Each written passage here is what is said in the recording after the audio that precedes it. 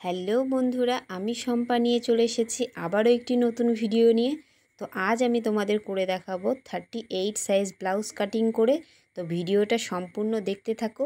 আমি A to Z cutting নিয়ম আমি শিখিয়ে দেব। তো তার জন্য দেখো, প্রথমেই আমরা ঝুলের মাপটা নিয়ে নেব। তো আমার ঝুলের মাপ ছিল 13.5, 1 ইঞ্চি বাড়িয়ে আমি 14.5 ইঞ্চি নিয়ে নিলাম।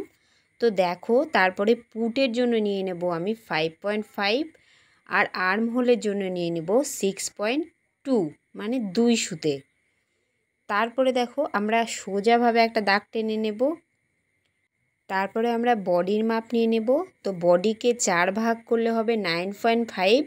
আমার বডির মাপ ছিল 38, তাকে 4 দিয়ে ভাগ করলে হবে 9.5, এক্সট্রা 2 ইঞ্চি নিয়ে নেব।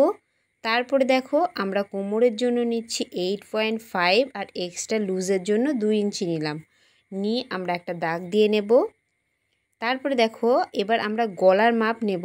গলার জন্য আমরা নেব 2 ইঞ্চি আর লম্বাতে নেব 8.5, মানে আমাদের 8.5 ইঞ্চি গলার ঝুলটা হবে। তো তারপরে দেখো, গলার চওড়াটার জন্য আমরা নিয়ে নেব 3 ইঞ্চ। তোমরা চাইলে 3.5 ইঞ্চ নিতে পারো। তারপরে দেখো, আমি একটা রাউন্ড শেপ করে দিয়েছি। দিয়ে আমরা এবার পেছন পাটটাকে কাটিং করে নেব। এবার আমরা গলাটাকে কাটিং করে নেব। নিলে আমাদের পেছন পাট কাটা কমপ্লিট। এবার আমরা দেখো সামনের পাট কাটিং করব। তো তার জন্য আমি দেখো, হুক আর হুক পট্টির জন্য 1/2 ইঞ্চি বা তার থেকে কম একটু নিলেই চলবে। সেটা নিয়ে আমরা পেছন পাটটাকে বরাবর বসিয়ে নেব। দিয়ে আমরা একটা দাগ দিয়ে নেব। তো তারপরে দেখো, সামনের পাটে আমরা অবশ্যই 1 ইঞ্চি বেশি ঝুল নিয়ে নেব। তো কেন নেব সেটা আমি পরে জানাচ্ছি তোমাদেরকে। তারপরে দেখো, সমানভাবে আমরা মার্জিন টেনে নিলাম। নিয়ে এবার আর্ম হোলের ক্ষেত্রে সব সময় সামনের পাটে 1/2 ইঞ্চি থেকে 1.5 ইঞ্চি বেশি নিয়ে নিতে হবে। নিয়ে দেখো, আমরা একটা শেপ দিয়ে নিলাম।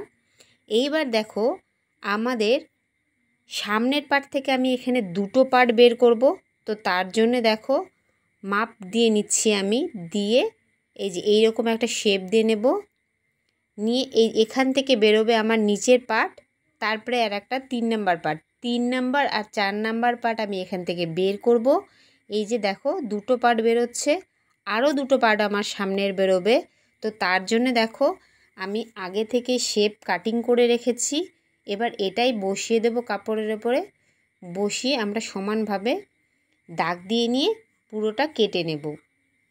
এইভাবে তোমরা যদি কাটিং করো, কেটে যদি রাখো আগে শেপ, তাহলে কাটিং করার সময় টাইমটা খুবই কম লাগবে আর কাটতেও অনেকটা সুবিধা হবে। তো দেখো, আমরা এইভাবে কেটে নিলাম। এটা আমাদের 1 নাম্বার পার্ট বেরোচ্ছে। আগে আমরা কেটেছি 3 নাম্বার আর 4 নাম্বার পার্ট। তো এটা বেরোলো 1 নাম্বার। এবার আমরা দেখো 2 নাম্বারটা কেটে নিচ্ছি। এই কাপগুলো কাটিং ভিডিও তোমরা যদি চাও আমি এক্সট্রাভাবে করে দেখিয়ে দেব। তো দেখো, আমার 2 নাম্বার কাপটা কাটিং করা হয়ে গেল। এইবার দেখো, পুরোটা কাটিং কমপ্লিট। তো আমার এইরকম যদি ভিডিও তোমাদের ভালো লাগে, তাহলে চ্যানেলটিকে সাবস্ক্রাইব করে দিও, লাইক করো আর কমেন্ট করে আমার পাশে থেকো। Thank you.